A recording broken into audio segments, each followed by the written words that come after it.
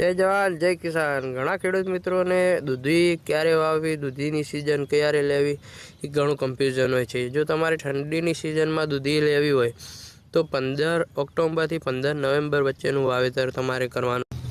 જો તમારે ગરમીની સિઝનમાં દૂધી લેવી હોય તો તમે 15 જાન્યુઆરીથી 15 ફેબ્રુઆરી વચ્ચે કોઈપણ સમયે તમે આનું બીજ રોપણ કરી શકો છો, વાવેતર કરી શકો છો।